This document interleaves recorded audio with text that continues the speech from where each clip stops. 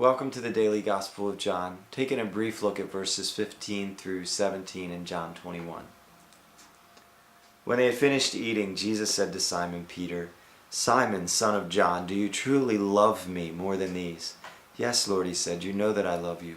Jesus said, "Feed my lambs." Again Jesus said, "Simon, son of John, do you truly love me?" He answered, "Yes, Lord, you know I love you." He said, "Take care of my sheep." The third time he said to him, "Simon, son of John, do you love me?" Peter was hurt because Jesus asked him the third time, "Do you love me?" He said, "Lord, you know all things. You know that I love you." Jesus said, "Feed my sheep." Sometimes love has to be tough to deal with relational breakdowns and offenses that have occurred and are now causing a rift. It's not a pleasant process, but neither is surgery, but sometimes it's needed to remove an infection and to bring healing. So Jesus is the master healer, the teacher, the counselor, and he's just prepared a wonderful breakfast for these guys. I'm guessing they probably had maybe some time of reminiscing and maybe shared a few laughs. And now Jesus has to deal with this difficult topic. See, Peter had denied him, disowned him 3 times while Jesus was on trial. Jesus had told him this was coming, and yet Peter said, "Lord, though all may forsake you, I will die for you, Jesus." And I think Peter really thought that he would, but he caved. And now he's carrying this guilt and this shame and regret and probably feeling very disqualified to be a leader among the disciples spiritually, which may be why he took them fishing instead of leading them in some spiritual pursuit. And Jesus is now about to reinstate him. So he says, "Simon, son of John, do you truly love me?" Now, in the New Testament written in Greek, he used the word agape.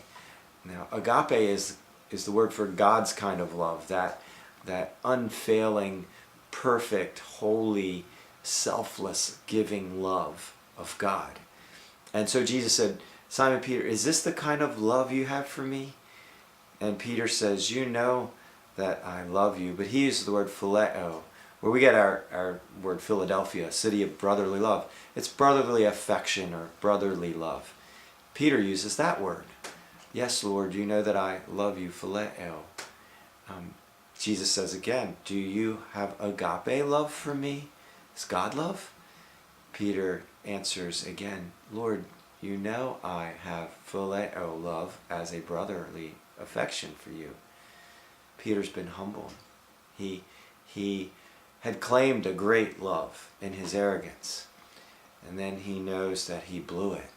And so now he's not so confident in the degree of love that he really has. He's been exposed, and he's hurting. So a third time Jesus asks him, a third time coinciding with a number of times Peter denied him, Jesus is asking Peter now to reaffirm his love, not condemning him, not rubbing it in, just opening the wound so he can cleanse it, giving Peter the opportunity to reaffirm the relationship, and that he does want to follow Jesus, that he does love Jesus. And so this third time, though, Jesus condescends and lowers the bar and uses the word phileo. "Peter, Simon," he says, "son of John, do you have phileo love for me? Do you have a brotherly affection for me?" And Peter is hurting. He knows what Jesus is doing. And he says, "Yes, Lord, you know all things. You know that I have love for you." And as Peter answered each of those questions, Jesus reinstated him. One time for each of his denials, Jesus said, "Feed my lambs, feed my sheep, take care of my flock." So Jesus has now addressed the issue, cleared out the guilt and the garbage, got it all out in the open so it can heal, has embraced Peter as in full fellowship again, and also has reinstated him. And what a beautiful thing that is. So maybe you feel like you've done a few things. I know I've done things that I'm ashamed of and wish I had never done, and I carry regret, and yet would say I'd many times should be disqualified from having anything to do with serving Jesus. But I also know what it is to be reinstated and reaffirmed, and to know that my life can count again in His hands. And as long as you're still breathing, nothing you have ever done or could do would surprise Jesus or catch Him off guard. And I just want to remind you that when He died on the cross for your sins and mine, they all hadn't happened yet. But He knew about them, and He died for all of them. So He, if you need to be reinstated, He's ready to reinstate you. Let Him take you through that process. Be open to that. He's a good God, and He's an amazing, wonderful counselor, as the prophet Isaiah said in chapter 9.